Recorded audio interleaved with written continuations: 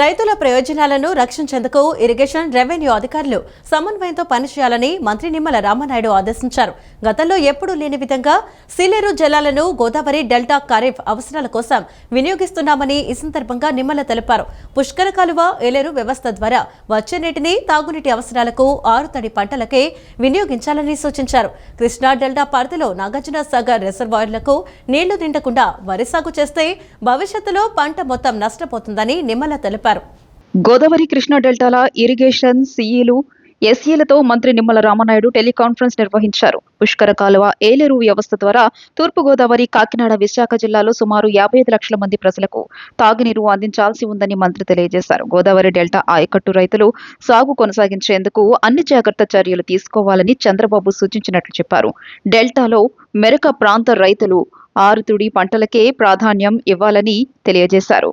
అందుబాటులో ఉన్న నీటిని పొదుపుగా శాస్త్రీయ పద్ధతిలో వినియోగించి ప్రతి నీటి బొట్టును సద్వినియోగం చేసుకోవాలని సూచించారు. గోదావరి సెంట్రల్, ఈస్టర్న్, వెస్టర్న్ డెల్టాల ప్రధాన కాలువల్లో నీటి ప్రవాహానికి అడ్డంకులు లేకుండా చూడాలని మంత్రి ఆదేశించారు. ఖరీఫ్ పంట పూర్తయ్యే వరకు O&M పనులను కొనసాగిస్తూ రైతులు సాగునీటి సంఘాల సహకారంతో ఆయకట్టుకు సాగునీటిని అందించాలన్నారు. పోలవరం కుడి ప్రధాన కాలువ ద్వారా వచ్చే నీటిని దుర్వినియోగం కాకుండా కృష్ణా డెల్టాకు అందేలా అధికారులు చర్యలు చేపట్టాలని ఆదేశించారు. గోదావరి కృష్ణా డెల్టాల్లోని 10 జిల్లాల కలెక్టర్ల ఆధ్వర్యంలో ఇరిగేషన్ అడ్వైజరీ బోర్డు మీటింగులు నిర్వహించి ప్రస్తుత పరిస్థితులపై రైతులకు అవగాహన కల్పించాలని సూచించారు. ఎల్నినో క్లిష్ట సమయంలో ఇరిగేషన్ శాఖలో పై స్థాయి నుంచి కింది స్థాయి అధికారుల వరకు అందరూ అందుబాటులో ఉండేలా సెలవులు రద్దు చేస్తున్నట్టు ప్రకటించారు. కృష్ణా డెల్టా పరిధిలో నాగార్జున సాగర్ రిజర్వాయర్కు నీళ్లు నిండకుండా వరి సాగు చేస్తే భవిష్యత్తులో పంట మొత్తం నష్టపోతుందని నిమ్మల తెలియజేశారు. పట్టిసీమ నుంచి వచ్చే నీటిని కేవలం తాగునీటి అవసరాలకు, ఆరుతడి పంటలకు మాత్రమే వినియోగించాలన్నారు. నాగార్జున సాగర్ కు ఈ సీజన్లో నీళ్లు రాకపోతే 2027 జూన్ వరకు పులిచింతల పట్టిసీమ నీళ్లను తాగునీటికే భద్రపరుచుకోవాలని అధికారులకు మంత్రి నిమ్మల రామనాయుడు సూచనలు చేశారు. టెలికాన్ఫరెన్స్ లో ఇరిగేషన్ సలహాదారు వెంకటేశ్వరరావు, ఈఎన్సీ నరసింహమూర్తి పాల్గొన్నారు. వైఎస్ఆర్సీపీ తలపెట్టిన బీసీ గర్జన సభపై మంత్రి కొల్లు రవీంద్ర తీవ్రస్థాయిలో మండిపడ్డారు. 5 ఏళ్ల వైఎస్ఆర్సీపీ పాలనలో బీసీలను దారుణంగా అణగదొక్కి ఇప్పుడు గర్జన పేరుతో నాటకాలు ఆడుతున్నారని ఆయన ఆగ్రహం వ్యక్తం చేశారు. స్థానిక సంస్థల్లో ఎన్నికల్లో బీసీల రిజర్వేషన్లు తగ్గించిన ఘనత వైఎస్ఆర్సీపీదేనని విమర్శించారు. బీసీలకు వైఎస్ఆర్సీపీ హయాంలో ఎంత బడ్జెట్ కేటాయించారో చెప్పగలరా అని ప్రశ్నించారు. బీసీ బిడ్డ అమర్నాథ్ గౌడ్ను పెట్రోల్ పోసి తగలబెట్టినప్పుడు, తోటా చంద్రయ్యను నడి రోడ్డుపై నరికి చంపినప్పుడు జగన్ ఎక్కడున్నారని నిలదీశారు. బీసీల పేరుతో మళ్లీ రాజకీయం చేయాలని చూస్తే సహించేది లేదని మంత్రి కొల్లు హెచ్చరించారు. బీసీలని అణిచినటువంటి వ్యక్తి జగన్మోహన్ రెడ్డి 5 సంవత్సరాలు అక్రమ కేసులు కట్టి అనేక రకాలుగా ఇబ్బందులు పెట్టి అనేక మంది బీసీ సోదరులను పొట్టన పెట్టుకుని మరి ఆనాడు తోట చంద్రయ్యని నడి రోడ్డు మీద ఎక్కువస్తే ఆనాడు ఎక్కడికి పోయాడు ఈ జోగి రమేష్? ఆనాడు ఎక్కడికి పోయింది రజనీ గారు అని చెప్పి నేను అడుగుతా ఉన్నా. ఆనాడు బీసీలకి చట్టపరంగా రావాల్సినటువంటి హక్కులన్నీ కూడా హరించి బడ్జెట్ లో 1 పైసా కూడా ఇవ్వకుండా చేసి దొంగ నాటకాలు ఆడతాకు బయలుదేరుతాం. రేపల్లెలో అభం శుభం తెలియనటువంటి ఒక పసికందు అమర్నాథ్ గౌడ్ని అతి కిరాతకంగా పెట్రోల్ పోసి తగలబెడితే ఎక్కడికి పోయాడు ఈ జగన్మోహన్ రెడ్డి? ఆ రోజు ఈ జోగి రమేష్ నేను అడుగుతా ఉన్నా. కనీసం పరామర్శ చేయలేదు. శ్రీకాకుళంలో మీ వైఎస్ఆర్ పార్టీ నాయకుడు సిదిలి అప్పలరాజు కుమారుడు యాక్సిడెంట్ చేసి చంపేస్తే మరి వాళ్ళు బీసీలు కాదా?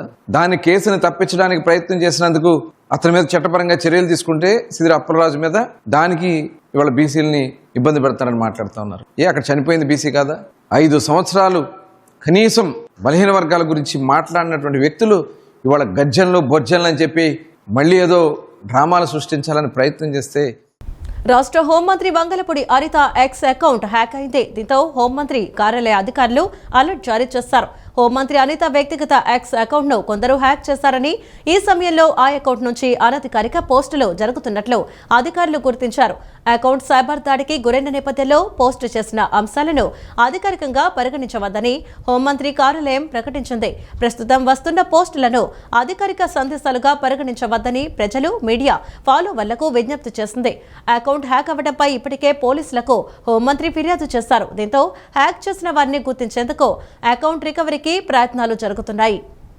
విజయవాడ ఇంద్రకీలాద్రిపై ఆషాఢసారి మహోత్సవాలు వైభవంగా జరుగుతున్నాయి. ఆలయ ధర్మకర్తల మండలి సభ్యులు నేడు అమ్మవారికి ఆషాఢసారిను సమర్పించారు.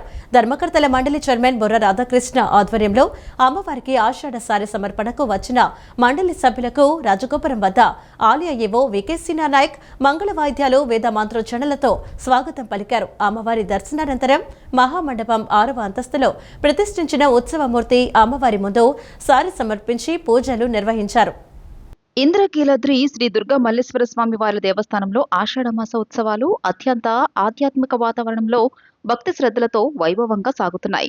ఆషాఢమాస సారి సమర్పణ మహోత్సవాల్లో భాగంగా ఈ రోజు ఉదయం దేవస్థానం ధర్మకర్తల మండలి తరపున ఆలయ చైర్మన్ బొర్ర రాధాకృష్ణ ఆధ్వర్యంలో శ్రీ కనకదుర్గమ్మ అమ్మవారికి ఆషాఢ సారిను అత్యంత శోభాయమానంగా సమర్పించారు.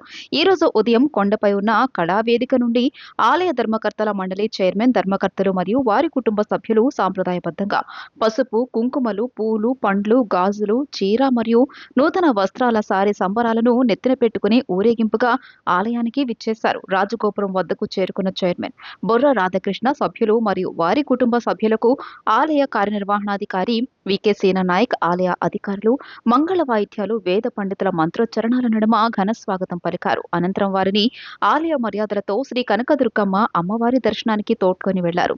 శ్రీ అమ్మవారి మూల విరాట్ దర్శనం పొందిన అనంతరం ధర్మకర్తల మండలి సభ్యులు మహామండపం 6వ అంతస్తులో ప్రతిష్ఠించిన ఉత్సవమూర్తి అమ్మవారి ముందు సారి సమర్పించి పూజలు నిర్వహించారు. ఈ సందర్భంగా వేద పండితులు, అర్చక స్వాములు వారికి వేద ఆశీర్వచనం అందజేసి అమ్మవారి శేషవస్త్రాలు మరియు తీర్థ ప్రసాదాలను బహుకరించారు. ఈ కార్యక్రమంలో ఆలయ ధర్మకర్తల మండలి సభ్యులు, ప్రత్యేక ఆహ్వానితులు, ఆలయ అధికారులు, వైదిక సిబ్బంది మరియు పరిపాలనా సిబ్బంది పాల్గొన్నారు. అత్యంత వైభవంగా మేము బోర్డు తరపున ఈరోజు సారా తీసుకెళ్ళి ఆమె దీవెనలు తీసుకున్నాం. మరి అంతా మంచి జరగాలని, మన రాష్ట్రాభివృద్ధి జరగాలని, మరి అట్టగా ఈ దేవాలయం కూడా అతి త్వరలో ఇప్పుడు 50-60 వేల మంది వస్తున్నారు, మీరు చూస్తున్నారు, 1,00,000 మంది వస్తారు. ఎంతో అభివృద్ధి పనులు జరగాలని మరి ఈ ప్రభుత్వం కూడా సహకరించి త్వరగతిగా పనులు అవ్వడానికి మరి ఆల్రెడీ వచ్చే నెలలో 2 మనకి ఓపెనింగ్ జరగబోతున్నాయి.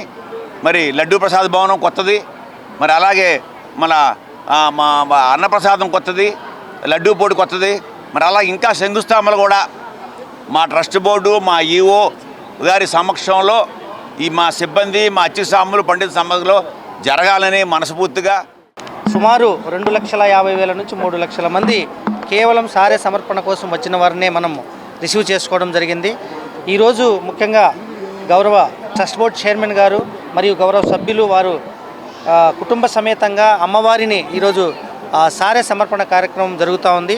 ఇక రేపు మన చైర్మన్ గారు చెప్పినట్టుగా తెలంగాణ నుంచి ప్రతి సంవత్సరం ఏ విధంగా అయితే ఈ 2 రాష్ట్రాలు బాగుండాలి, ఈ 2 రాష్ట్రాల ప్రజలు కానీ ప్రభుత్వాలు కానీ బాగుండాలని ఒక అన్నదమ్ముల వలె మనం నడుచుకోవాలని చెప్పేసి అది ఆ యొక్క కార్యక్రమాన్ని రాను ఇంకా మంచిగా కొనసాగింపాలనే ఉద్దేశంతో గత ఆర్థిక సంవత్సరంలో సంఘం డైరీ 2,260 కోట్ల టర్నోవర్ సాధించి 16 కోట్ల లాభాలతో మరో మైలురాయి చేరుకుందని Sangam dairy chairman MLA Dhulipalla Narendra Kumar పేర్కొన్నారు. ఆటోమేషన్ విధానంతో యంత్ర పరికరాలు, వాటికి అవసరమైన సౌకర్యాలు కల్పించేందుకు 55 కోట్లతో ప్రణాళికలు సిద్ధం చేసినట్లు వెల్లడించారు. పాడి రైతులకు మెరుగైన సేవలు అందించేందుకు పలు కార్యక్రమాలు చేపడుతున్నామన్నారు. గుంటూరు జిల్లా చేబ్రోలు మండల పరిధిలోని వడ్లమూడి సంఘం డైరీలో నిర్వహించిన పాలకవర్గ సమావేశానికి Sangam dairy chairman MLA Dhulipalla Narendra Kumar ముఖ్య అతిథిగా పాల్గొన్నారు. ఈ సందర్భంగా నిర్వహించిన సమావేశంలో ఆయన మాట్లాడుతూ సంఘం డైరీ ఆధ్వర్యంలో ఐస్ క్రీం ప్లాంట్ ఏర్పాటు చేసేందుకు కీలక నిర్ణయం తీసుకున్నట్లు చెప్పారు. ఆటోమేషన్ విధానంతో యంత్ర పరికరాలు, వాటికి అవసరమైన సౌకర్యాలు కల్పించేందుకు 55 కోట్ల రూపాయలతో ప్రణాళికలు సిద్ధం చేసినట్లు వెల్లడించారు. పాడి రైతులకు మెరుగైన సేవలు అందించేందుకు పలు కార్యక్రమాలు చేపడుతున్నామన్నారు. సమావేశంలో ఎండి గోపాల్ కృష్ణన్ తదితరులు పాల్గొన్నారు. టర్నోవర్ని సంఘం డైరీ సాధించింది. అలాగే 16 కోట్ల రూపాయల లాభాలని సంఘం డైరీ బోర్డు ఆమోదించడం జరిగింది. గత సంవత్సరానికి ఈ సంవత్సరానికి పోల్చుకుంటే ఒక 260 కోట్ల టర్నోవర్ని మేము అధికంగా సాధించడం జరిగింది. ఎక్కువ లీటర్లు వ్యాపారం చేయటం వలన 160 కోట్ల దాకా, ధర పెంచడం ద్వారా ఒక 80 కోట్ల రూపాయలని మేము ఆదాయంగా అధిక టర్నోవర్ని పొందడం జరిగింది. సంఘం డైరీకి సంబంధించిన సొసైటీ యాప్, ఫార్మర్ యాప్ కూడా మేము దాన్ని డెవలప్ చేసి అమలు చేస్తూ ఉన్నామని చెప్పి తెలియజేస్తా ఉన్నాం. గుడివాడలో డ్రైనేజీ వ్యవస్థల అభివృద్ధికి 48 కోట్లు మంజూరైనట్లు ఎమ్మెల్యే వెనుగండ్ల రాము తెలిపారు. రోడ్ల అభివృద్ధికి 38 కోట్లు, డ్రైనేజీ వ్యవస్థల మరింత అభివృద్ధికి మరో 25 కోట్ల అంచనాలు పంపినట్లు ఆయన చెప్పారు. తన టర్మ్ అయ్యేలోపు గుడివాడలో రోడ్లు, డ్రైనేజీల సమస్యలు ఉండవని ఎమ్మెల్యే రాము స్పష్టం చేశారు. స్వచ్ఛ నగరాల్లో గుడివాడ ఒకటిగా ప్రభుత్వం గుర్తించిందని సీఎం చంద్రబాబు కూడా అభినందించారని ఎమ్మెల్యే తెలిపారు. స్వచ్ఛ గుడివాడలో ప్రజలు కూడా భాగస్వాములు కావాలని విజ్ఞప్తి చేశారు. అపోహలు వద్దని, నిజమైన సమస్యలతో తన వద్దకు రావచ్చని సూచించారు. వైఎస్ఆర్సీపీ సీనియర్ నేత, రాష్ట్ర మాజీ మంత్రి జోగి రమేష్ కుటుంబ సభ్యులపై తీవ్ర ఆరోపణలతో పోలీసు కేసు నమోదైంది. జోగి రమేష్ కోడలు మేఘన ఇచ్చిన ఫిర్యాదు మేరకు జోగి రమేష్ కుటుంబంలోని మొత్తం 11 మందిపై ఎఫ్ఐఆర్ నమోదు చేశారు. మోసం, హత్యాయత్నం, వరకట్న వేధింపులు, గృహహింస తదితర కఠిన సెక్షన్ల కింద కేసులు బుక్ చేశారు. కోడలే అత్తవారింటిపై పోలీసులను ఆశ్రయించడం రాజకీయ వర్గాల్లో కలకలం రేపుతోంది. వైఎస్ఆర్సీపీ సీనియర్ నేత, రాష్ట్ర మాజీ మంత్రి జోగి రమేష్ కుమారుడు రాజీవ్ భార్య పేరు మేఘన. ఆమె ఎన్టీఆర్ జిల్లాలోని ఇబ్రహీంపట్నం పోలీస్ స్టేషన్లో తన అత్తింటి వారిపై ఫిర్యాదు చేశారు. తనను శారీరకంగా, మానసికంగా తీవ్రంగా వేధిస్తున్నారని పోలీసులకు వివరించారు. ఈ ఫిర్యాదు ఆధారంగా పోలీసులు తక్షణమే స్పందించి కేసు నమోదు చేశారు. మేఘన ఇచ్చిన ఫిర్యాదులో పలు విషయాలు వెలుగు చూశాయి. అదనపు కట్నం తీసుకురావాలంటూ తనను అత్తింటి వారు చిత్రహింసలకు గురి చేశారని ఆమె ఆరోపించారు. అంతటితో ఆగకుండా తనను అంతమొందించేందుకు హత్యాయత్నానికి కూడా పాల్పడ్డారని ఫిర్యాదులో పేర్కొన్నారు. తనను నమ్మించి మోసం చేశారని, ఇంట్లో గృహ హింసను ఎదుర్కొన్నానని ఆమె తన ఫిర్యాదులో ఆవేదన వ్యక్తం చేశారు. బాధితురాలు మేఘన ఇచ్చిన ఫిర్యాదును ఇబ్రహీంపట్నం పోలీసులు తీవ్రంగా పరిగణించారు. మాజీ మంత్రి జోగి రమేష్ తో పాటు ఆయన భార్య శకుంతల, భర్త రాజీవ్, ప్రియాంక సహా కుటుంబంలోని మొత్తం 11 మందిపై ఎఫ్ఐఆర్ నమోదు చేశారు. మోసం, హత్యాయత్నం, వరకట్న వేధింపులు, గృహహింస తదితర కఠిన సెక్షన్ల కింద కేసులు బుక్ చేశారు. మంగళగిరి ఆత్మకూరులోని సీకే కన్వెన్షన్ హాల్లో ఈ నెల 26న నిర్వహించనున్న ఓపీఎస్ కృతజ్ఞత సభకు ఉద్యోగులు తరలిరావాలని ఓపీఎస్ సాధన కమిటీ రాష్ట్ర కన్వీనర్ పి శ్రీనాథ్ పిలుపునిచ్చారు. 2004 ముందు నోటిఫై చేసిన ఉద్యోగులకు ఓపీఎస్ వర్తింపచేస్తూ రాష్ట్ర ప్రభుత్వం జీవో జారీ చేయడం చారిత్రాత్మకమన్నారు. గాంధీనగర్లోని ఎన్జీఓ హోంలో నిర్వహించిన విలేకరుల సమావేశంలో ఈ నెల 26న నిర్వహించనున్న ఓపీఎస్ కృతజ్ఞత సభ కార్యక్రమం గోడపత్రికను విడుదల చేశారు. అనంతరం ఓపీఎస్ సాధన కమిటీ రాష్ట్ర కన్వీనర్ పి శ్రీనాథ్ మాట్లాడారు. 2004 ముందు నోటిఫై చేసిన ఉద్యోగులకు ఓపీఎస్ వర్తింపజేస్తూ రాష్ట్ర ప్రభుత్వం జీవో జారీ చేయడం చారిత్రాత్మకమన్నారు. ముఖ్యమంత్రి చంద్రబాబు ఇచ్చిన హామీ మేరకు 11,000 మంది ఉద్యోగులు, ఉపాధ్యాయులు, పోలీస్ సిబ్బందికి ప్రయోజనం కలగనుందని చెప్పారు. ఈ సందర్భంగా ముఖ్యమంత్రి, ఉప ముఖ్యమంత్రి, ఇతర మంత్రులకు కృతజ్ఞతలు తెలియజేశారు. సభను విజయవంతం చేయాలని ఆయన పిలుపునిచ్చారు. ఈ కార్యక్రమంలో స్వర్ణ భారతి ఇండోర్ స్టేడియంలో పెద్ద ఎత్తున అక్కడ ఉన్నటువంటి ఎమ్మెల్యేలు, ఎమ్మెల్సీలు, అధికార ప్రతినిధుల ఆధ్వర్యంలో ప్రభుత్వానికి, అంటే గౌరవ ముఖ్యమంత్రి వర్యులు నారా చంద్రబాబు నాయుడు గారికి, అలాగే ఉప ముఖ్యమంత్రి పవన్ కళ్యాణ్ గారికి, ఆర్థిక శాఖ మంత్రులు పయ్యావుల కేశవ్ గారికి, నారా లోకేష్ గారికి, అలాగే కేంద్ర ప్రభుత్వం మేము అనుసరించి వచ్చినటువంటి జీవో కాబట్టి కేంద్ర ప్రభుత్వంలో ఉన్నటువంటి మేజర్గా ప్రధానమంత్రి మోడీ గారికి కృతజ్ఞతలు తెలిపే విధంగా పెద్ద ఎత్తున విశాఖపట్నంలో చేశాం. మరి ఈ ప్రాంతంలో కూడా కృష్ణా, గుంటూరు, ప్రకాశం 3 జిల్లాల నుంచి కూడా మా ఏదైతే సిపిఎస్ నుంచి ఓపీఎస్ ఎవరైతే అర్హులు ఉన్నారో వారందరి పక్షాన మేము రేపు జూలై 26 ఆదివారం 9:30 గంటలకు సీకే కన్వెన్షన్ మంగళగిరి నందు పెద్ద ఎత్తున కృతజ్ఞత సభ నిర్వహించడం జరుగుతుంది. ఈ సభకి మరి ఈ 3 జిల్లాల నుంచి వేలాదిగా మరి ఎవరైతే ఓపీఎస్ అర్హులు ఉన్నారో వాళ్ళందరూ కూడా వాళ్ళ యొక్క కుటుంబ సభ్యులతో తరలివస్తారు. వాళ్ళందరి సమక్షంలో ప్రభుత్వానికి మేము కృతజ్ఞత తెలుపుకుంటున్నాం. గౌరవ ముఖ్యమంత్రి శ్రీ నారా చంద్రబాబు నాయుడు గారు ముఖ్యమంత్రి అయిన తర్వాత ఆయన దృష్టికి ప్రజాప్రతినిధుల ద్వారా,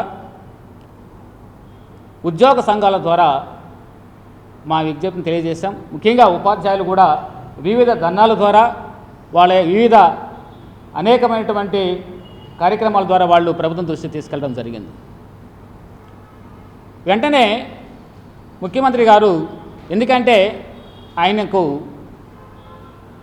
సుదీర్ఘమైనటువంటి పరిపాలన అనుభవం ఉంది, న్యాయ పరిపాలన దక్షత ఉంది కనుకనే ఇది న్యాయపరమైన డిమాండు, ఇది జెన్యూన్ ఖచ్చితంగా. ఎందుకంటే వీళ్ళు ఉద్యోగంలోకి వచ్చినప్పటికీ, ఉద్యోగంలో నోటిఫికేషన్ ఎగ్జామ్ రాసేటప్పటికీ వీళ్ళకి సిపిఎస్ లేదు కనుక ఖచ్చితంగా వీళ్ళకి ఓపీఎస్ ఓల్డ్ పెన్షన్ ఇవ్వాల్సిందే అనేటువంటి ఉద్దేశంతో ఆయన వెంటనే అంగీకరించారు.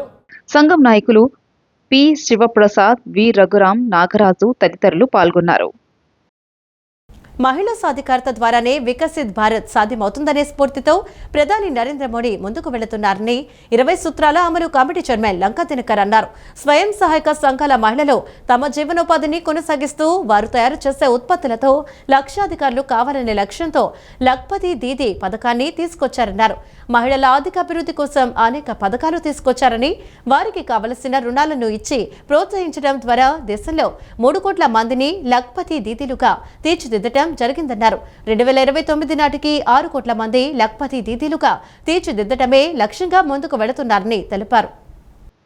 విజయవాడ బాపు మ్యూజియంలో అభ్యుదయ గ్రామీణ డ్వాక్రా స్టేట్ కమిటీ ఆధ్వర్యంలో ఏర్పాటు చేసిన డ్వాక్రా బజార్ను 20 సూత్రాలు అమలు కమిటీ చైర్మన్ లంకా దినకర్ సందర్శించారు. ప్రదర్శనలో ఏర్పాటు చేసిన వివిధ స్టాల్స్, అందులో ఉన్న వివిధ రకాల ఉత్పత్తులను ఆసక్తిగా తిలకించారు.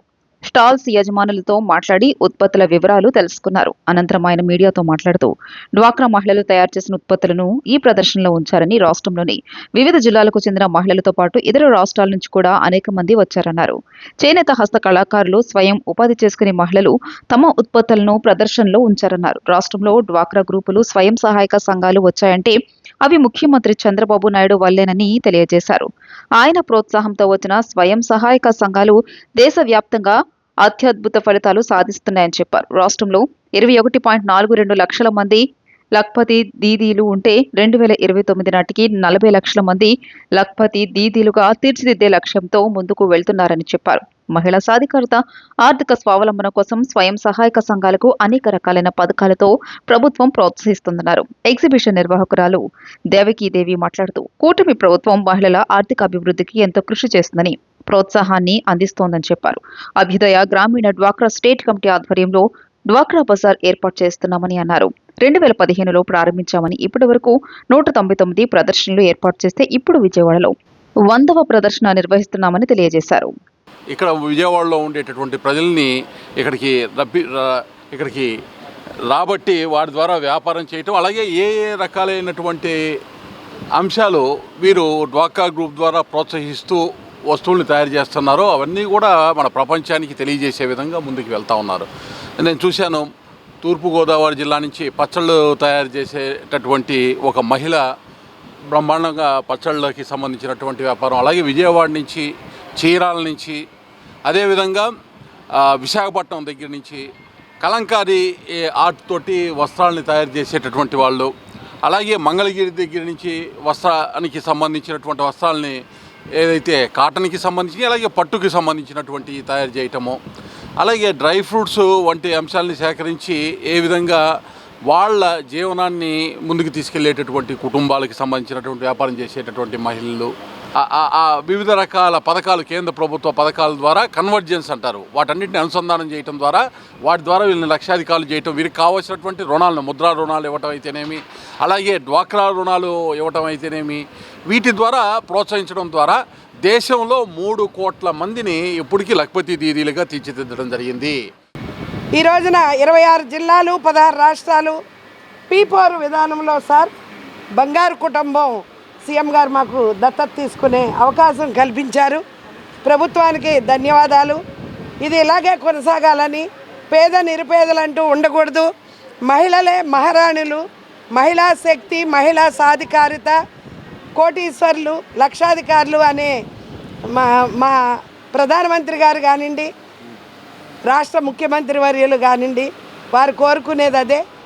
వారు మహిళలకి ఎంతో ఒక నామకరణ కూడా చేశారు. నీట్ పేపర్ లీకేజీపై వ్యవహారంపై ఢిల్లీలో జంతర్ మంతర్ దగ్గర తమ ఆందోళన తెలుపుతున్న విద్యార్థులపై పోలీసులు జరిపిన లాఠీచార్జీకి నిరసనగా రాష్ట్ర రైతు సంఘం ఆధ్వర్యంలో ఉండవల్లి సెంటర్లో నిన్న రాత్రి కొవ్వొత్తుల ర్యాలీ నిర్వహించారు. ఈ ర్యాలీలో రాష్ట్ర రైతు సంఘం ఉపాధ్యక్షులు జొన్న శివశంకర్రావు, రైతు సంఘం కోశాధికారి సూర్యనారాయణ మాట్లాడుతూ పేపర్ లీకేజ్ అనేది ఒక హేయమైన చర్య అని అన్నారు. యువత భవిష్యత్తుతో చెలకాటమాడుతున్న ఈ ప్రభుత్వానికి రాబోయే రోజుల్లో ప్రజలు బుద్ధి చెబుతారని తెలిపారు. పేపర్ లీకేజీకి బాధ్యత వహిస్తూ తక్షణమే విదేశాంగ మంత్రి ధర్మేంద్ర ప్రధాన్ రాజీనామా చేయాలని డిమాండ్ చేశారు. ఈ కార్యక్రమంలో పలువురు రైతు నాయకులు, రైతులు పాల్గొన్నారు.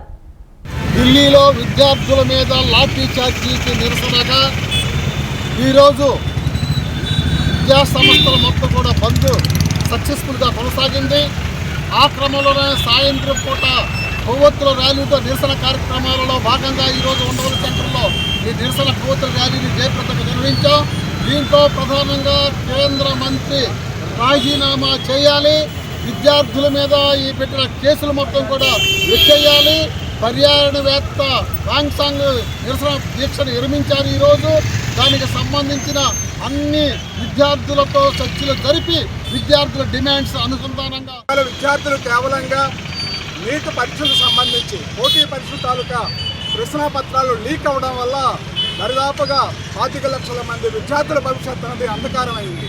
దీనికి కారణమైన విద్యాశాఖ మంత్రిని ముందు రాజీనామా చేయండి, నిష్పక్షపాతమైన విచారణ జరిపించి దోషులను శిక్షించండి అని చెప్పేసి ఒక ప్రజాస్వామికమైన డిమాండ్ను పెట్టి ఇవాళ విద్యార్థులు ఆందోళన చేస్తుంటే ప్రభుత్వం దాన్ని పక్కన పెట్టి ఇవాళ వారి మీద నిర్బంధాన్ని ప్రయోగిస్తుంది. అంతేకాదు ప్రముఖ పర్యావరణవేత్త వాంగ్చూక్ లాంటి వాళ్ళు నిరాహార దీక్ష 22 రోజులు చేసినా సరే స్పందించలేదు ప్రభుత్వం. మరి విద్యార్థులు ఉద్యమానికి స్పందించగా ప్రగతిశీలవాదులు అభ్యుదయవాదులు చేస్తున్న డిమాండ్లు స్పందించగా మీరు ఎవరికి సేవ చేస్తున్నారు? సర్ ప్రక్రియలో కీలక ఘట్టమైన ఎన్యూమరేషన్ ఫారాల డిజిటైజేషన్ పూర్తయింది. నిన్న సాయంత్రం 4 గంటల వరకు ఉన్న సమాచారం మేరకు జిల్లాలో మొత్తం 17,13,445 మంది ఓటర్లు ఉండగా వీరందరికీ ఎన్యూమరేషన్ ఫారాలు అందజేశారు. వీటిలో 15,90,522 ఫారాల డిజిటైజేషన్ పూర్తయింది. వివిధ కారణాలతో 122,923 మంది నుంచి ఫారాల సేకరణ పూర్తి కాలేదు.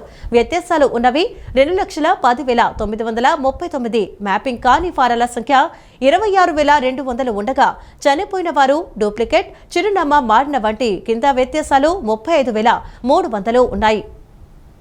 జిల్లాలో సేకరించిన ఓటర్లు 1,22,923 మంది, డేటాలో వ్యత్యాసాలు ఉన్నవారు 2,10,939 మంది ఉన్నట్టు లెక్క తేలింది. జిల్లా వ్యాప్తంగా మొత్తం 17,13,445 ఓటర్లు ఉండగా అందులో 1,22,923 మంది సమాచారం సేకరించలేదని పేర్కొన్నారు. లెక్క తేలని ఓటర్లలో మరణించిన వారు 55,580 మంది కాగా శాశ్వతంగా వేరే ప్రాంతానికి మారిన వారు 34,160 మంది. డబుల్ ఓటర్లు 29,004 మంది, చిరునామా లేనివారు 4,044 మంది తేలారు. జిల్లా వ్యాప్తంగా ఓటర్ల డేటాలో 2,10,939 వ్యత్యాసాలు ఉన్నట్టు అధికారులు గుర్తించారు. ఫోటో లోపాలు, పేరు, చిరునామా లోపాలు, వయసు, లింగ వ్యత్యాసాలు, బహుళ నమోదులో మ్యాపింగ్ లేకపోవడం వంటివి ఇందులో ఉన్నాయి. పశ్చిమలో అత్యధికంగా 55,954, తూర్పులో 42,764, సెంట్రల్లో 42,199, జగ్గయ్యపేటలో 30,597, మైలవరంలో 19,000, నందిగామలో 14,634, తిరువూరులో 5,791 మంది ఓటర్ల డేటాలో వ్యత్యాసాలను గుర్తించారు. వీటిని సమగ్రంగా పరిశీలించనున్నారు. అన్కలెక్టబుల్ అంటే మరణించిన వారు, శాశ్వతంగా వెళ్లిపోయిన వారు, చిరునామా దొరకని వారు, వేరే చోట ఓట్ల నమోదు కావడం తదితర కారణాలుంటాయి. పశ్చిమ నియోజకవర్గంలో అత్యధికంగా 21,146 మంది, మైలవరంలో 20,669 మంది ఉండగా అత్యల్పంగా తిరువూరులో 13,140 మంది, సెంట్రల్లో 18,412 మంది, తూర్పులో 19,609 మంది, నందిగామలో 15,715 మంది, జగ్గయ్యపేటలో 14,292 మంది ఉన్నారు. సేకరించలేకపోయిన ఓటర్లలో 55,580 మంది ఓటర్లు చనిపోయినట్టు గుర్తించారు. ఇంత భారీ సంఖ్యలో చనిపోయినా కూడా ఇప్పటికీ ఓటర్ల జాబితాలో పేర్లు ఉండడం గమనార్హం. కిందటి సాధారణ ఎన్నికల సందర్భంలో మృతుల వివరాలను సరిగ్గా తొలగించలేకపోవడమే ఇందుకు కారణం. అలాగే శాశ్వతంగా మారిపోయిన ఓటర్లు 34,160 మంది తేలారు. జిల్లా వ్యాప్తంగా అర్హులయుండి ఇంకా సర్వే కాని వారు చాలా తక్కువ మందే ఉన్నారు. జిల్లా వ్యాప్తంగా ఇంకా 26,200 మందికే మ్యాపింగ్ పూర్తి కావాల్సి ఉంది. ఇది కేవలం 153%. జిల్లాలో చిరునామా లేని వారు, గైర్హాజరైన వారు 4,044 మంది ఉన్నారు. ఈ నెల 31ను ప్రచురించే ముసాయిదా ఓటర్ల జాబితాలో పేరు లేని వారు సరైన ఆధారాలను సమర్పించడానికి అభ్యంతరాల పరిశీలనకు ఆ రోజు నుంచి సెప్టెంబర్ 28 వరకు నోటీసులు జారీ చేయడం, అభ్యంతరాలను పరిశీలించి పరిష్కరించనున్నట్లు కలెక్టర్ జి. లక్ష్మీషా తెలియజేశారు. ఈ వార్తలు ఇంతటితో సమాప్తం. నమస్కారం.